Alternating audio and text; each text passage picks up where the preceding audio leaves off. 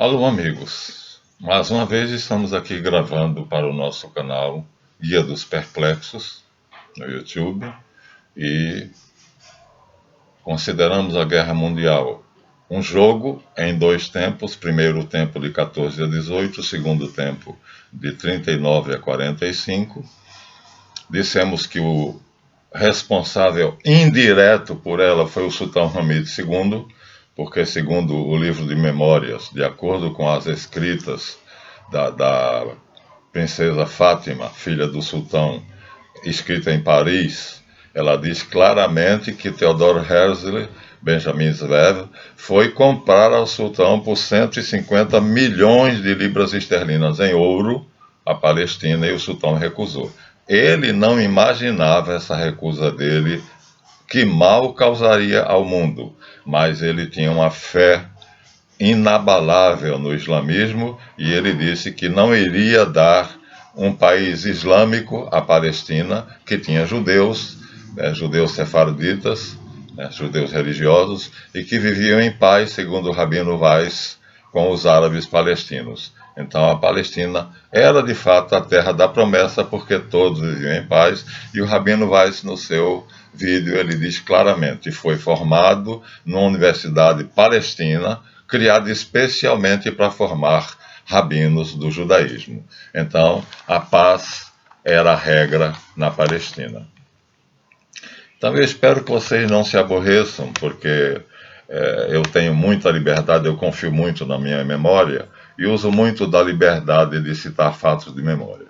Isso deve ter causado, e vocês sabem, ao longo das minhas gravações, principalmente num caso desses que é história universal, e eu peço desculpa por essas imprecisões. Numa delas eu disse que o sionismo foi criado pelos sionistas, na verdade era o antissemitismo foi criado pelos sionistas, e outros erros dessa natureza. Então eu me empolgo e aí recorro à memória. Então hoje eu queria pedir a vocês a paciência, de pôr em dúvida a minha memória. Como os dados são exatos, foram dados históricos, eu vou refazer, então, com o título de A Taça do Mundo é Nossa. Então é o resultado da partida de futebol, o segundo tempo. Então a vitória foi dos sionistas, ou seja, dos judeus, dos falsos judeus cázaros, e o barão de Lionel ficou todo feliz porque ele venceu o que ele queria, e todo mundo ficou feliz, menos os árabes palestinos e os homens honestos do mundo. Mas vamos então, por favor, tolerar a leitura, que esse vídeo eu procurarei justamente ser isso: fazer a leitura e comentar. À medida que eu for lendo, irei comentando para ser exato, já que foi um fato histórico. Muito bem. Então, Theodor Herzl, cujo nome de batismo é Benjamin Zverev, judeu austro-húngaro Ashkenaz, membro da Burschenschaft, chamado Bucha, e que proclamou a independência do Brasil, escreveu em 1895, como jornalista que era, O Estado Judeu. Esse livro foi divulgado pelos apoiadores do movimento sionista. Então, em 29 de agosto de 1897, tanta gente já tinha lido o livro e tantos judeus ricos e inteligentes já tinham apoiado a ideia, que foi realizado na cidade de Basileia, na Suíça, o primeiro Congresso Sionista Mundial, data 1897, que ele havia fundado e do qual se colocou como presidente ou coordenador naquela reunião. Dizem que os protocolos dos sábios de Sião é o rescrito dessa reunião, mas isso fica para outro tipo de estudo. Então ele criou o sionismo político e se colocou como presidente. Após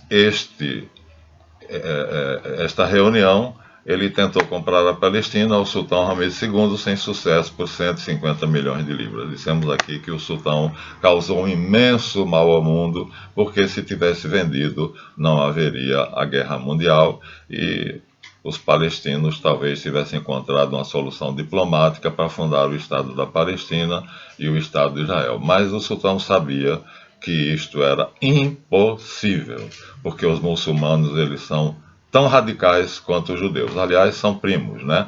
A palavra Eber, que foi um dos patriarcas, né, deu hebreu e árabe. Então, no original, o nome de Eber, que foi um dos patriarcas antediluvianos, ele vai dar em hebraico a palavra hebreu, que são os judeus, e vai dar a palavra árabe, que são, portanto, primos, né? Na verdade, como filhos de Abraão mais tarde, também Isaac é o filho da promessa, né? O filho carnal de Abraão com Sara, e o filho da escrava, que é Agar, egípcia, que vai dar origem aos palestinos, aos árabes, e na verdade são irmãos, meio-irmãos, né? Agora não me lembro do nome, mas também foi uma tribo próspera e Deus deu o ouro aos judeus e o petróleo aos árabes, ou seja, Abraão repartiu a fortuna de maneira justa, né, com os seus 6 filhos, né, e dando a Isaac a maior porção, né? Ele ficava como chefe do clã, ele ficava com a bênção patriarcal e ele ficava com a maior parte da fortuna. Errado, porque o primogênito, né, era o filho de Agar, que deu origem à raça árabe. Mas de qualquer maneira é bom que vocês saibam aqui. A palavra árabe, harbi, e a palavra hebreu, abiru, são descendentes de Eber.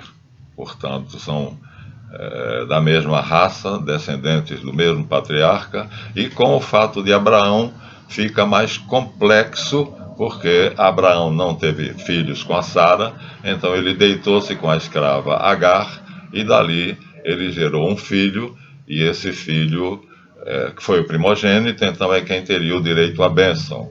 Mas Agar, as mulheres, como disse o nosso amigo Harold Bloom e David Rosenberg, a Bíblia Javista deve ter escrito um determinado momento, o autor javista corrigiu a Bíblia e colocou tudo de acordo com que Javé fosse o Deus Supremo, na verdade é um demiurgo. Isso também será assunto de uma série nossa. De qualquer maneira, então o primogênito foi expulso, né, da Palestina, e Agar foi colocada para morrer de fome no deserto, né, com um saco de farinha, macaxeira e abóbora, girimum, aipim e um copo d'água, e uma vasilha d'água. Isso digo eu porque sou nordestino.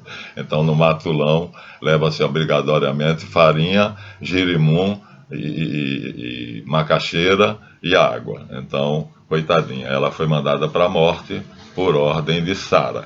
Mas quando Abraão teve Isaac, o filho da promessa, filho carnal, Sara, segundo a Bíblia, engravidou com 90 anos de idade, e ela deu à luz Isaac. E então quer dizer filho do riso. Isaac, então, como Abraão fez aquilo que Deus tinha determinado, Javé é um Deus muito parcial, né? Do mesmo jeito que Jacó tomou a primogenitura de Esaú, seu irmão, graças à mãe dos dois, né? Isaac casou com Rebeca, e Esaú, que era o primogênito, foi enganado por Rebeca e Jacó, e assim ele tomou a primogenitura. Então isso acontece. O rei Davi também colocou no trono Salomão, porque ele tinha prometido à rainha de Sabá que ela só iria para a cama com ele se ele colocasse o filho dela como herdeiro do trono de Israel. Então você vê que a Bíblia tem certas coisas muito humanas, o que faz com que os historiadores afirmem que não é uma construção. Porque se fosse, como dizem os gnósticos, uma construção bem feita para trazer uma doutrina, a súmula da gnose para o mundo, então eles teriam todo o cuidado de fazer tudo muito certinho. E não há esse cuidado. Há esses descuidos que os historiadores consideram, vamos dizer assim, a verdade. Porque ninguém colocaria naquele que seria o herói, o astro, Jesus, tanta coisa errada com os ascendentes dele.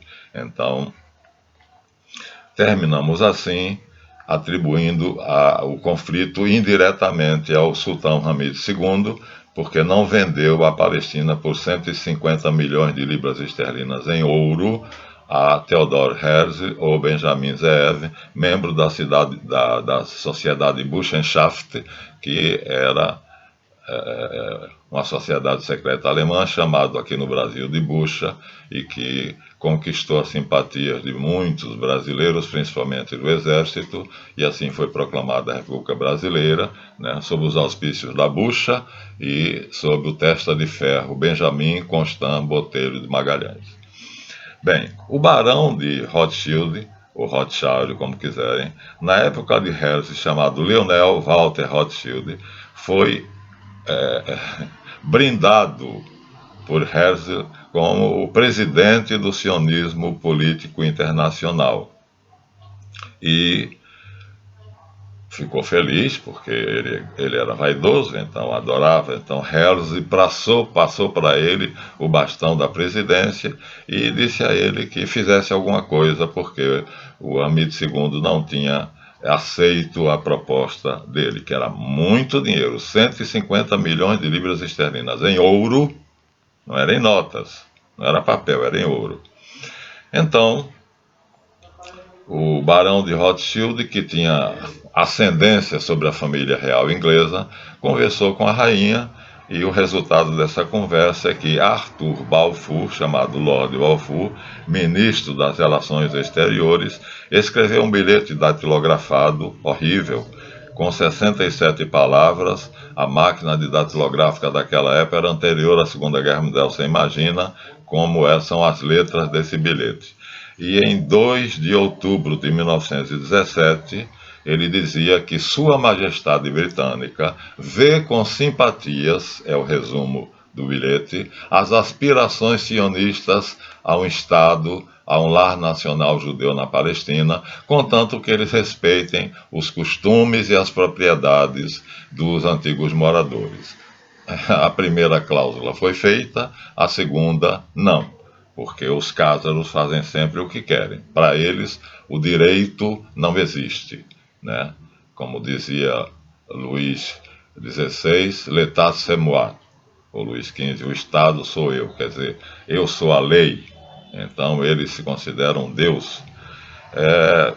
Bom, esse bilhete foi fundamental para os judeus, porque era um bilhete que trazia a autoridade do governo britânico, né, que prometia a eles, em 1917, o Estado da Palestina, um Estado judeu-sionista na Palestina. Coincidentemente, também é em 1917 que Lenin, na verdade Vladimir Ilyich Ulyanov, faz a Revolução Russa, provando assim, desmascarando Karl Marx, que se chama Moisés, esqueci agora o sobrenome. Então, o nome de Karl Marx não é Moisés, mas Moshe, não é Marx, Karl Marx, veio à memória agora, é Moshe Mordecai, Moisés Mordecai. Eles têm o hábito de fazer nomes falsos, que é para poder não serem conhecidos pelos seus verdadeiros nomes e assim descobrirmos a sua ascendência cázara. Então, 1917, 2 vitórias.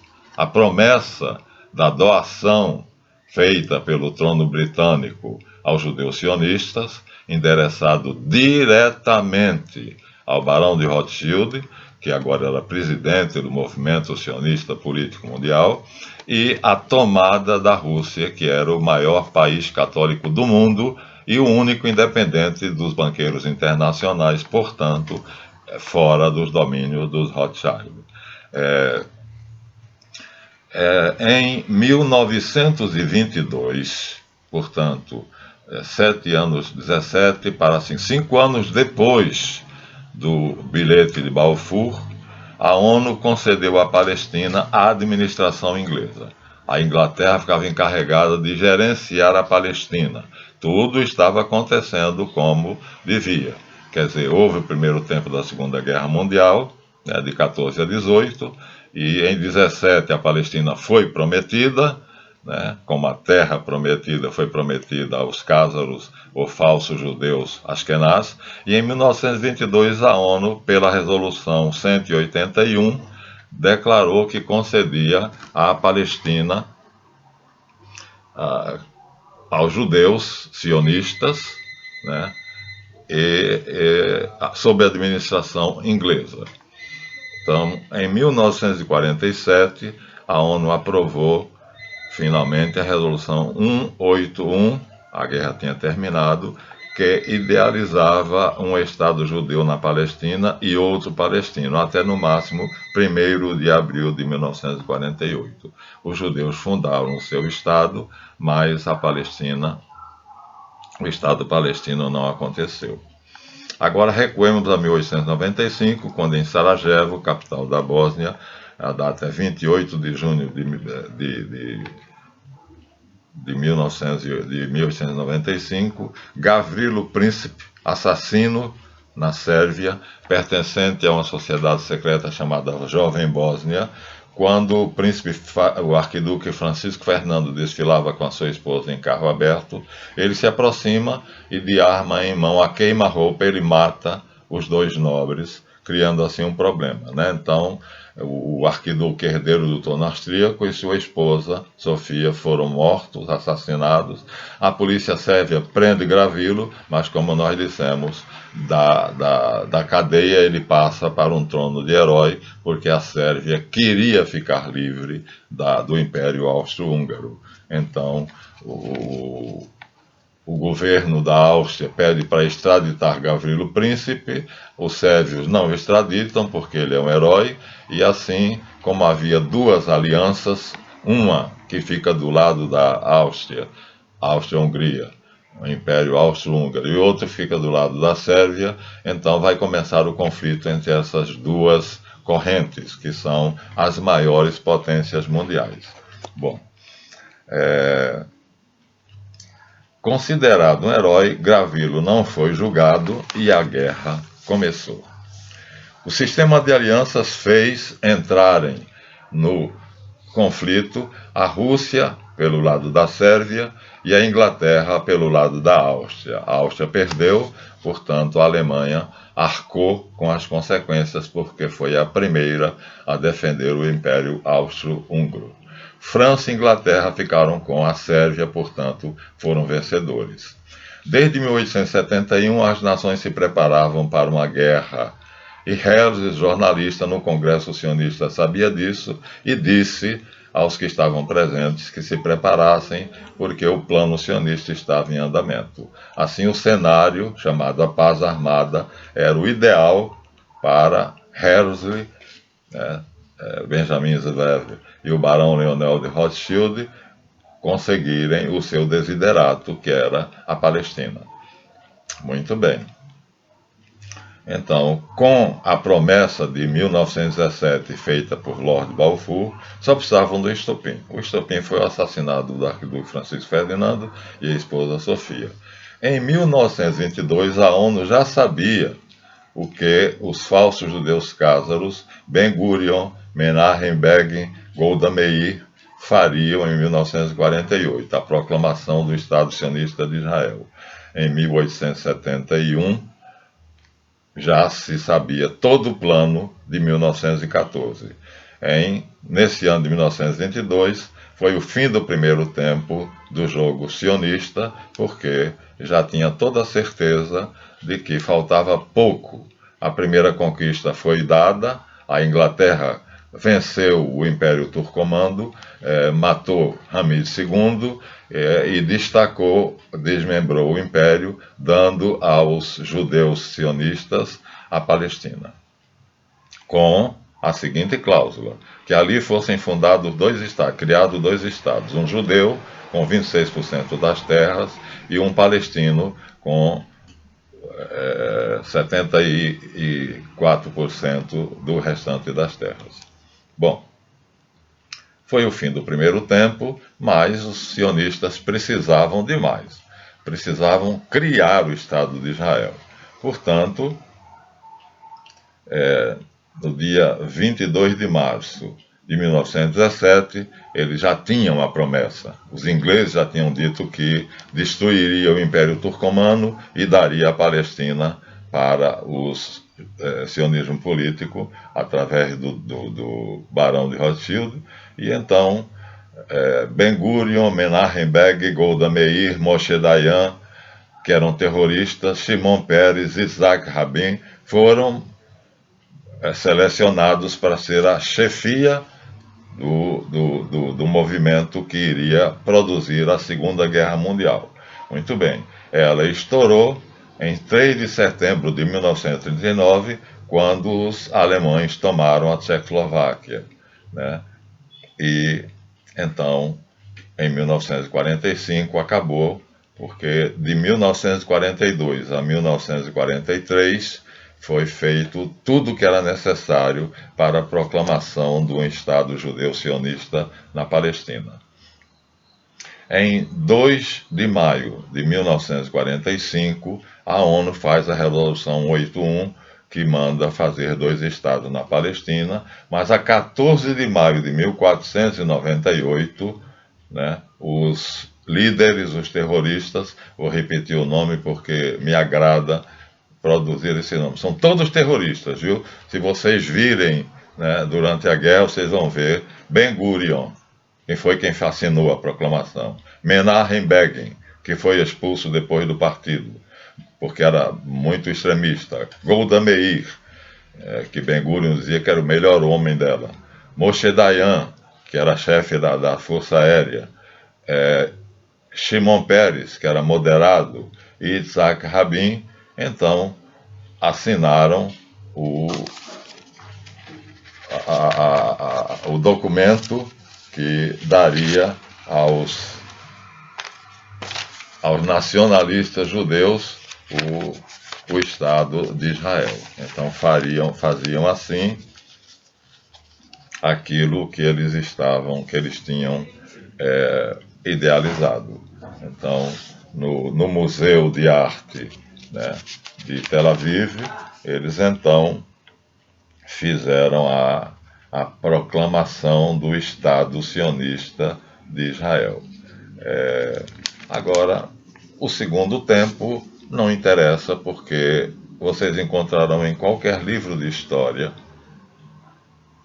o que foi o segundo tempo da Guerra Mundial, mas aqui o que fica para nós um detalhe interessante: Rudolf Hess era chamado de Segundo Führer, e ele parte de Augsburgo, na Alemanha, no dia 10 de maio de 1941, às 17h45, no monomotor. Ele era um piloto notável, e termina sendo detido em Glasgow, né, pela Royal Observer Corps, e é preso na Torre de Londres, embora o aparente chefe, que é o cérebro da guerra, Winston Churchill, o estadista, na verdade obedecesse a um judeu sionista, Cásaro, que tanto Wilson quanto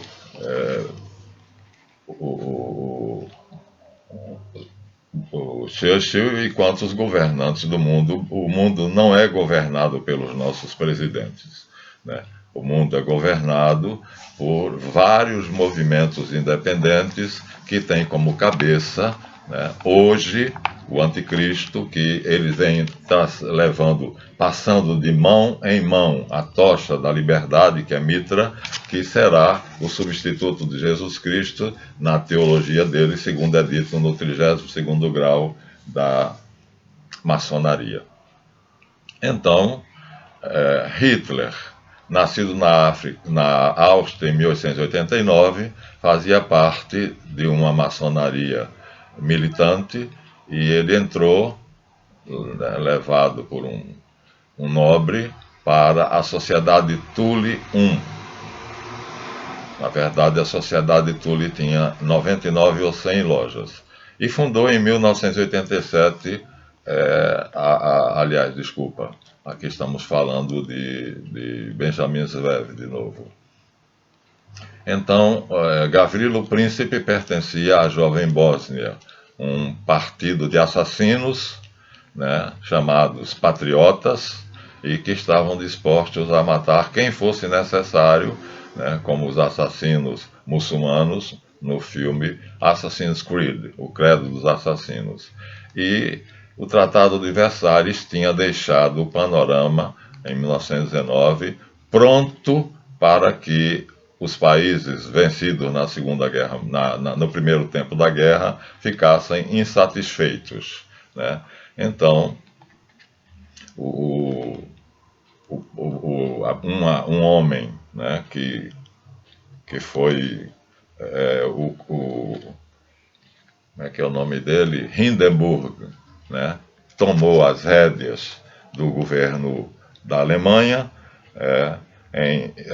e foi eleito, né?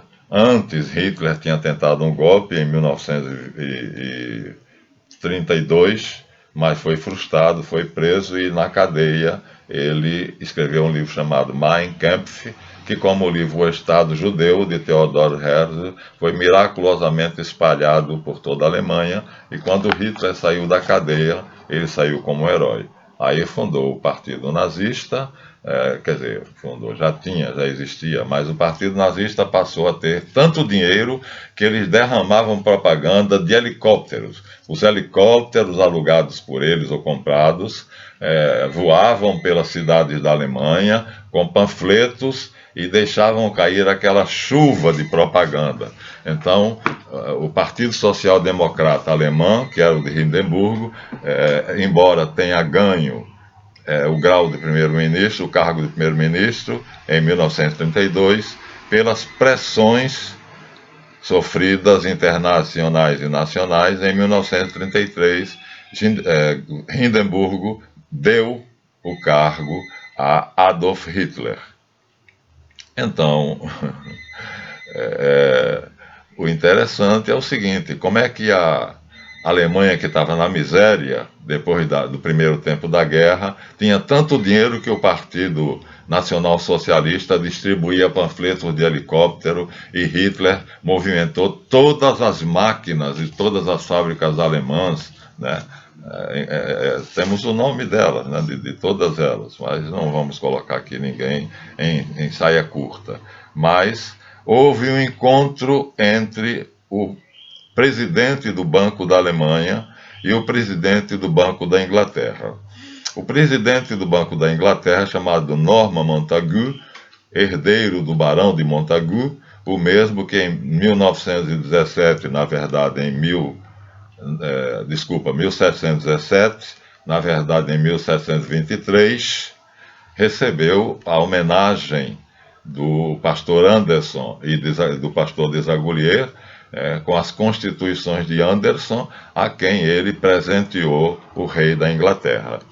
E assim, em 1717, supostamente, a data é falsa, não aconteceu nada porque não tem nenhum documento. A maçonaria moderna não tem nenhuma prova que em 1717 aconteceu algo, o que seria absurdo, porque a Royal Society of London, que foi fundada um pouco antes pelos maçons, eles têm livro de presença, têm ata, e foi um movimento amplamente conhecido, inclusive Isaac Newton fazia parte dela. né, entre outros. Então, é muito interessante que um fato tão importante quanto seja a modificação da maçonaria de operativa para especulativa, ou seja, transformou-se de um sindicato de artesãos em um partido político mundial, né, que vai planejar as grandes revoluções e a redivisão do mundo política e a entrega disso ao Barão de Rothschild. Todas as sociedades secretas, ou as principais delas e as mais ricas, principalmente as que metem na política, são obedientes ao Barão de Rothschild, o atual chamado Nat, carinhosamente, Nathaniel Barão de Rothschild.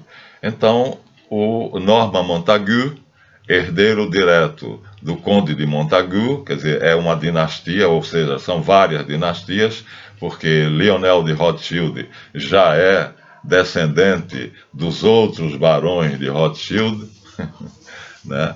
E assim essas dinastias vão reinando e vão permanecendo no poder. Hitler era neto do Barão de Rothschild e, de qualquer forma, através dessa negociata feita entre o presidente do Banco da Inglaterra, olha só, que era a principal inimiga de Hitler, e o presidente do Banco da Alemanha, que era de Hitler, fez um empréstimo que permitiu a Hitler, né, reconstruir a Alemanha economicamente, empregar os milhões de desempregados, botar as fábricas para fabricarem armamentos em larga escala e exibia isso para os países livres, chamados livres, né, e fazia propaganda com helicóptero, fazia uma chuva de panfletos jogados de helicóptero sobre as cidades da Alemanha, de onde veio tanto dinheiro da libra esterlina, né, do descendente de Montagu, Norman Montagu. Então, a nobreza,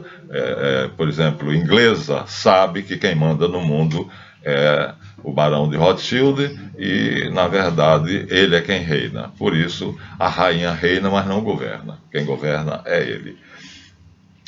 Hitler tomou algumas atitudes bastante sábias. A primeira dela foi declarar a supremacia ariana, porque os cázaros são arianos.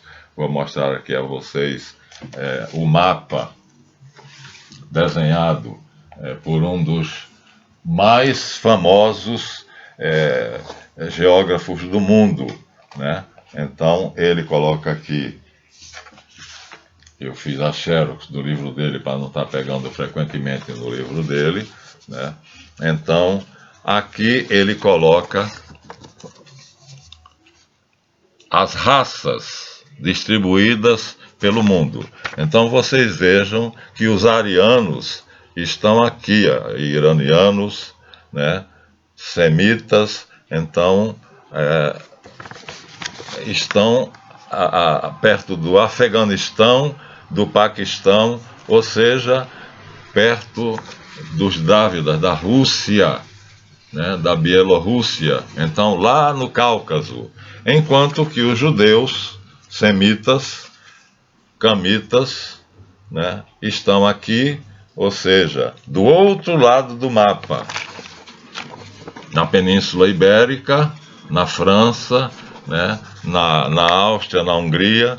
Então, os hititas fazem parte do ramo semita e então você vê que estavam de uma distância enorme um dos outros, né? Semitas aqui na bota da África, aqui está, semitas na bota africana, árabe, portanto, e camitas aqui na África. Os jafetitas não aparecem aqui, mas também foi uma tribo privilegiada que ocupou uma grande parte do mundo.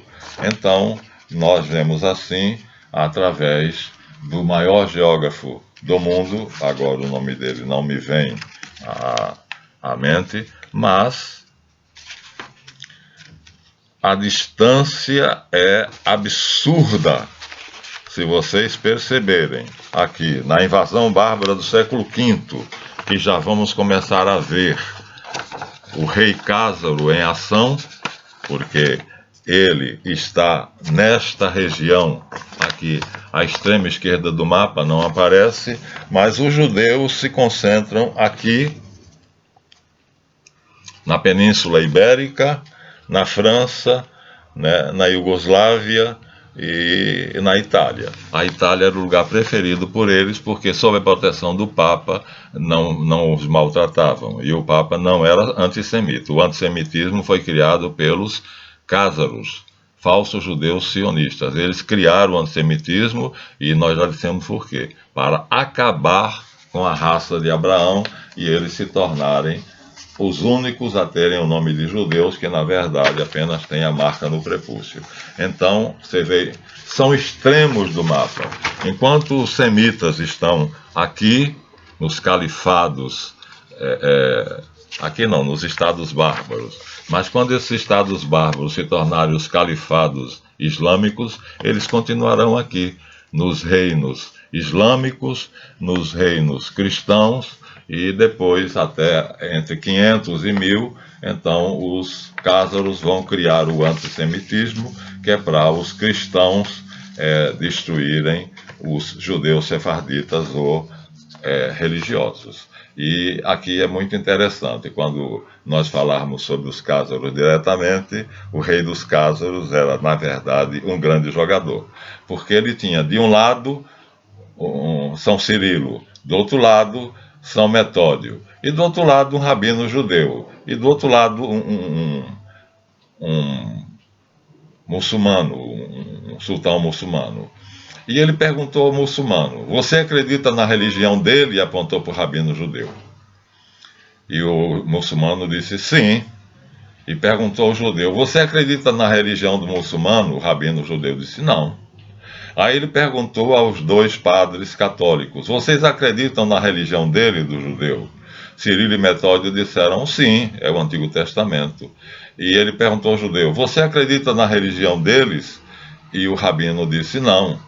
Então ele deduziu que, se os cristãos e os muçulmanos creem na religião dos judeus, e o judeu não crê nem na religião cristã, nem na religião muçulmana, então o judaísmo é a religião mais respeitada. Logo, a opção dele foi uma jogada de xadrez, um checkmate. Então, se eu pertencer a essa religião, nem os cristãos me incomodarão, nem os muçulmanos me incomodarão, porque eles respeitam, eles creem nas premissas da religião judaica. Então ele fez o corte no prepúcio, a circuncisão, e se tornou assim judeu, o que nós sabemos que não é necessário, somente isso. Mas eles estão do outro lado do mundo, olha, aqui não aparece porque aqui tem as legendas, mas enquanto que os judeus sefarditas estão nessa parte escura do mapa, né, esse é século V, os reinos bárbaros, a invasão de Roma pelos bárbaros em 476,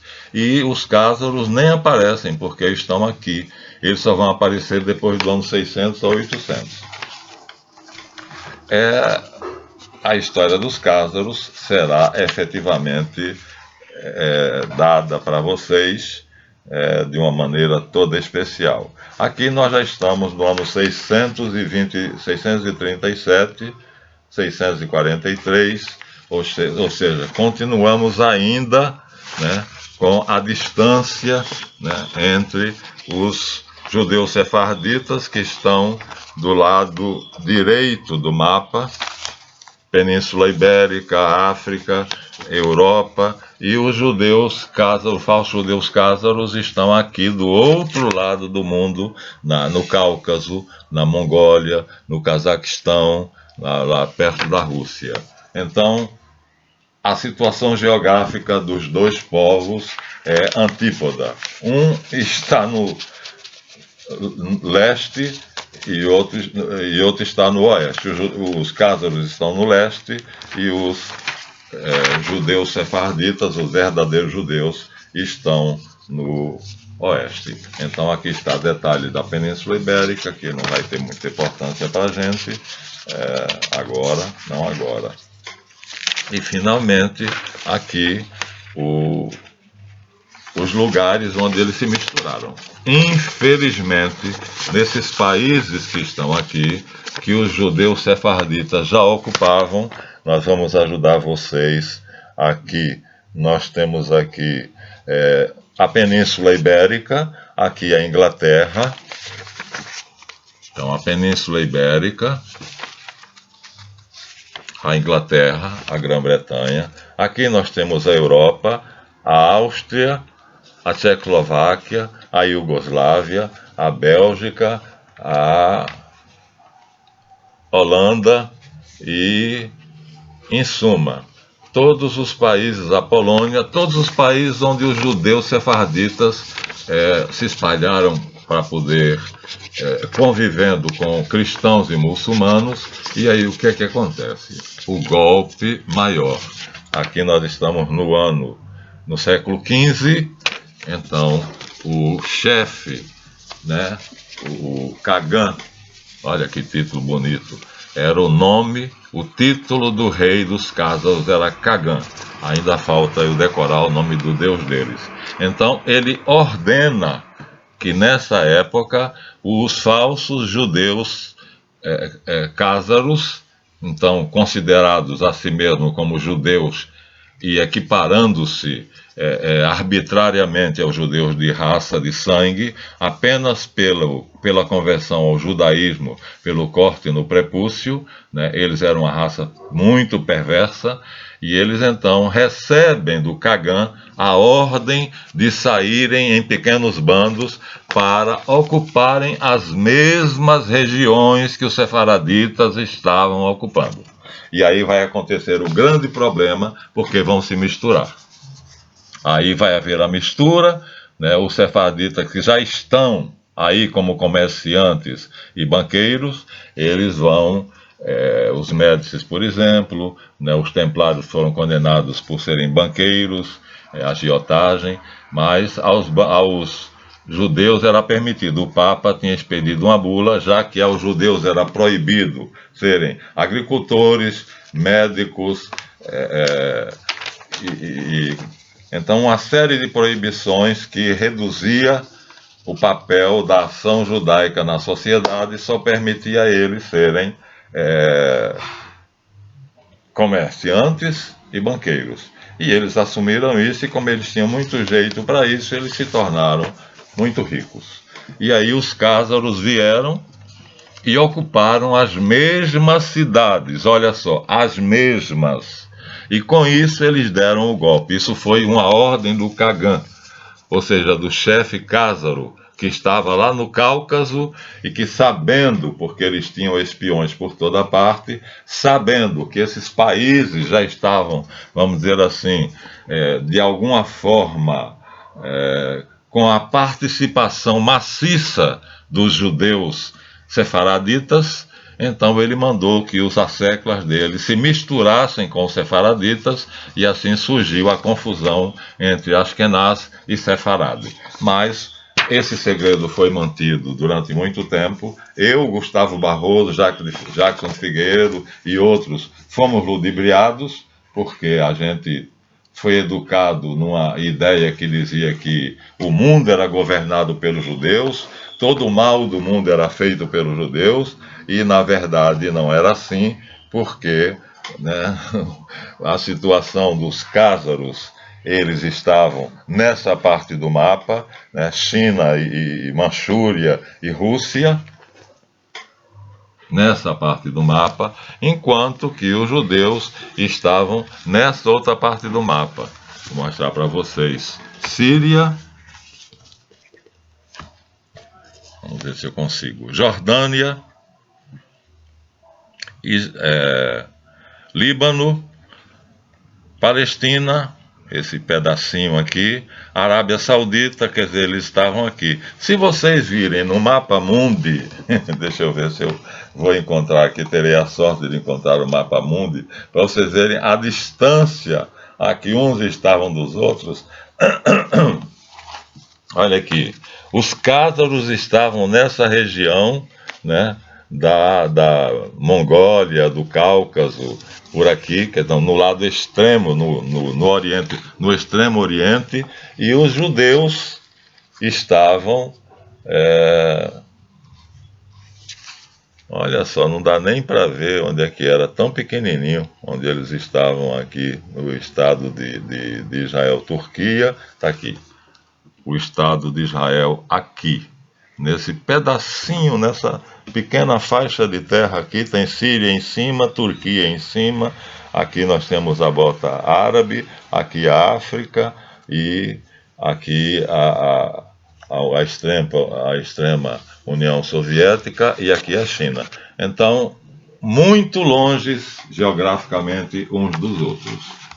Mas, o que é que aconteceu? Os cázaros, que eram violentos, inteligentes e eram capazes de vender a mãe e entregar a domicílio, eles fizeram o seguinte: depois da Segunda Guerra Mundial, eles fizeram dois movimentos para ajudar os países em dificuldade. Essa ajuda, a primeira chamou-se Plano Marshall, para eliminar a possibilidade do Ocidente se tornar comunista. E o que é que era o Plano Marshall? Eu não sei se vocês conseguiram ver essas colunas. Está vendo? Essas colunas significam a quantidade de dinheiro liberada pelo FMI, pelos americanos, aos países europeus, para eles se reerguerem da Segunda Guerra Mundial, né, com as suas economias fortes, sem depender, portanto, dos comunistas, porque o comunismo estava se fortalecendo e aqui já havia União Soviética, já não era mais Rússia, já era União Soviética. Então, nessa primeira fase, fecha-se a cortina de ferro, o Plano Marshall fecha a União Soviética, que na verdade passa a ser o domínio dos cázaros. É bom que vocês saibam disso. Então, aqui em pleno século, meu Deus do céu, eu queria ver aqui a partir de 1949. Então, a partir de 1949, a cortina de ferro é fechada, a Rússia é conquistada e transformada num Estado cázaro. Ou seja, os sionistas políticos mundiais tomam conta e proclamam o ateísmo e o Estado sionista, né, o centro do sionismo mundial, com poder de afrontar os Estados Unidos. Os Estados Unidos, estrategicamente, botam o Plano Marshall em evidência, e essas colunas amarelas que estão aqui são a quantidade de dinheiro emprestado pelo FMI a cada país europeu para tirar eles das agrúrias da guerra. Só que tem uma coisa, né? Tem umas colunas pequenas, como aqui a da Turquia, que é uma coisa pequenininha, e tem uma coluna bem grande aqui no Reino Unido, na Inglaterra, né, que é enorme. E então os países ficam devedores aos Estados Unidos, que no final das contas sai da guerra riquíssimo. Por quê? Porque os judeus cázaros perceberam que os ingleses tinham honra. Eles não fariam qualquer coisa que eles mandassem. Eles não assinariam papel em branco, como o neotemplário Dr. Alfredo me pediu para assinar, e mais tarde, quando ele precisasse de mim, eu, como embaixador do Brasil em algum país europeu, eu faria o que ele pedisse. Poderia ser desde assassinar até qualquer coisa que ele, sem limite, porque era assinar um papel em branco. Então, como os ingleses eram mais, vamos dizer assim, mais honrados, tinham o cavalheiro no inglês, né? Ele tinha a honra, o lord, e os americanos não tinham.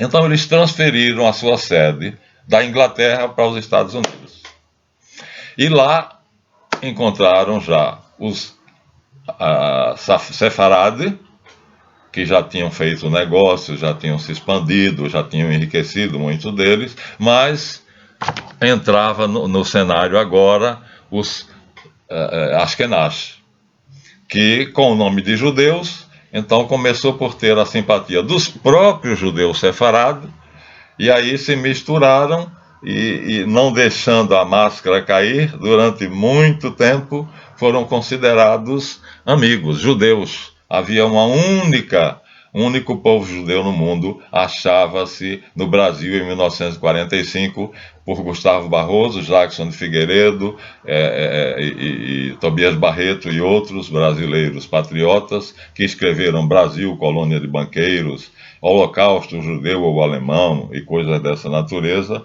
Chega-se ao absurdo, e eu fui um dos que, admirando esses patriotas, achei que os judeus eram uma raça maldita, que tinham crucificado, era o povo do deicídio, que tinha matado Deus, Jesus Cristo, e que tinha dito que o sangue dele caia sobre nossas cabeças e a de nossos filhos. Portanto, iriam sofrer as consequências dessa maldição invocada sobre si mesmos. Quem me tirou a venda dos olhos foi o Rabino Weiss, quando num vídeo ele diz: eu vou revelar um segredo, uma bomba mantida até agora por nós, mas já não aguentamos mais, porque durante o jogo da Guerra Mundial, né, 9 milhões de judeus sefaraditas existiam. E no final da Segunda Guerra Mundial, só 3 milhões e 500. 1 milhão e 500 no Estado de Israel e 1 milhão espalhado pelo resto do mundo. Vocês imaginam? Então eles eliminaram 6 milhões de judeus. Mas o nosso queridíssimo Jacques Bernstein deixa claro, como eu já disse no vídeo anterior, que os principais assessores de Hitler eram judeus cátaros, ele próprio sendo um judeu cátaro. Mas o plano Marshall não ficou aí, quer dizer, o domínio dos judeus cátaros nos Estados Unidos e na Grã-Bretanha, né, não ficou só aí, mas eles reservavam à Grã-Bretanha as coisas mais honestas.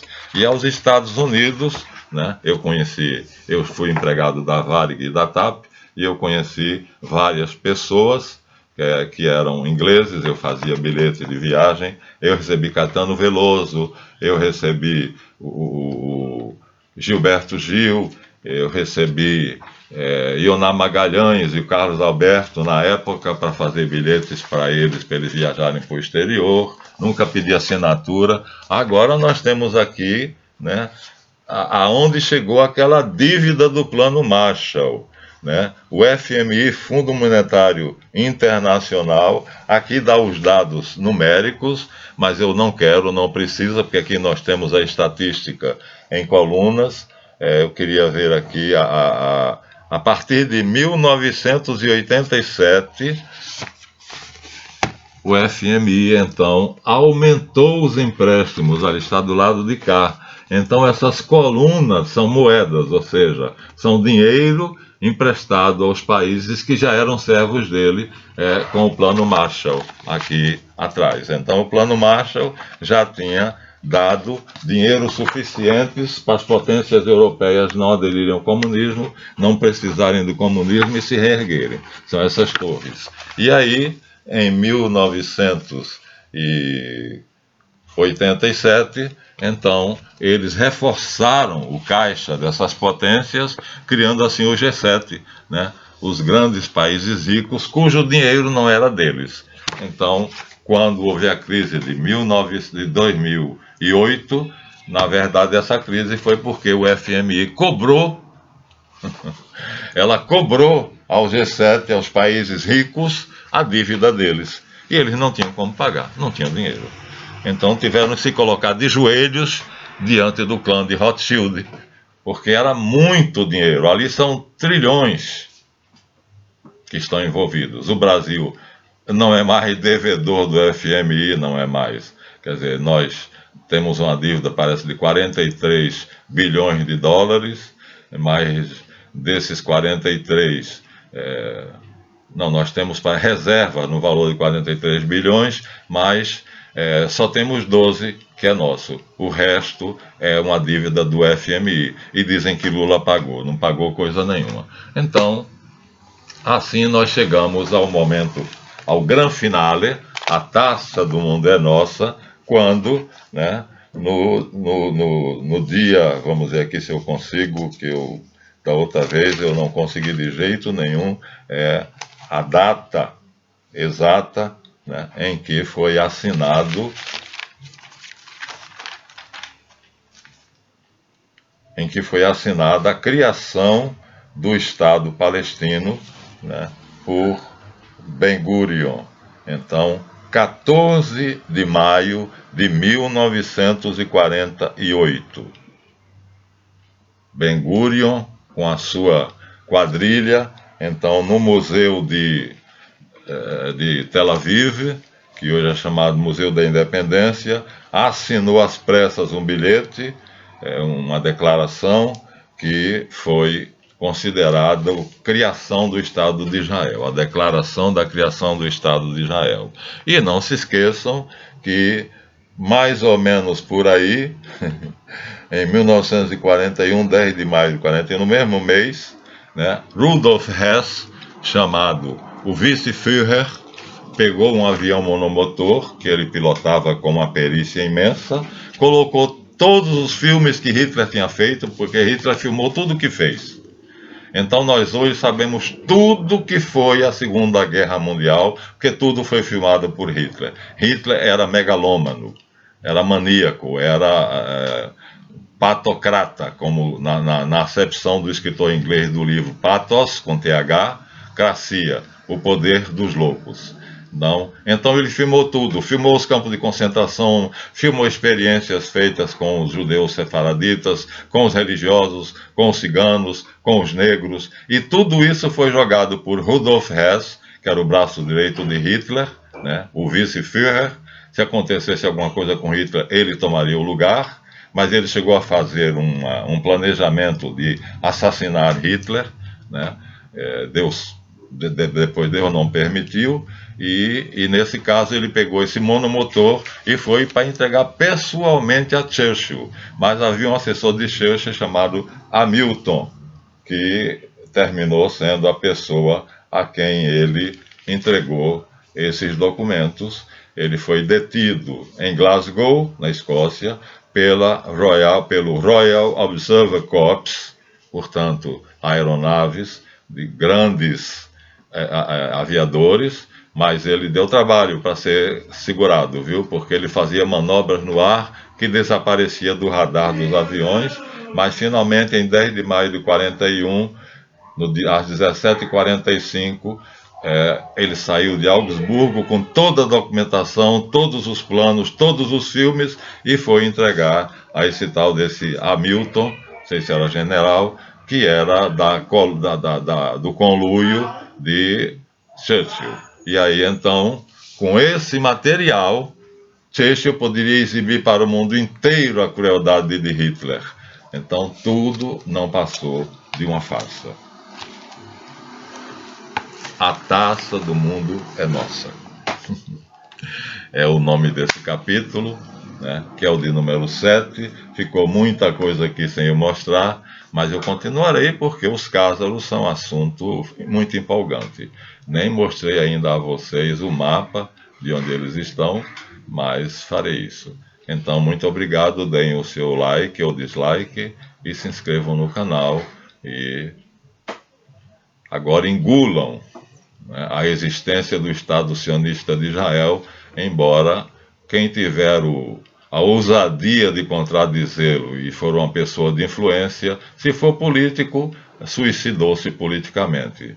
Se não for político, eles assassinam, como fizeram com Jack Bernstein, e assim por diante. Então, são a força que governa o mundo e causa todas as guerras, todas as tristezas, toda a miséria, destruiu a cultura muçulmana com o nome de Primavera Árabe, começou com Bush Jr., depois Barack Obama fez o resto, e o ministro de Relações Exteriores da Rússia dizia, eles não querem a democracia no mundo, eles não estão tentando implantar a democracia na Arábia, na verdade eles mataram Saddam Hussein, mataram Muammar al-Gaddafi e iam matar Saddam al-Assad, né, Bashar al-Assad, mas aí a Rússia e a China intervieram. Então é assim, ou obedece ou morre. E é essa tirania que está para ser imposta a qualquer momento. Talvez, como eu disse, o coronavírus seja o momento adequado onde isto acontecerá. Terminamos então o segundo tempo.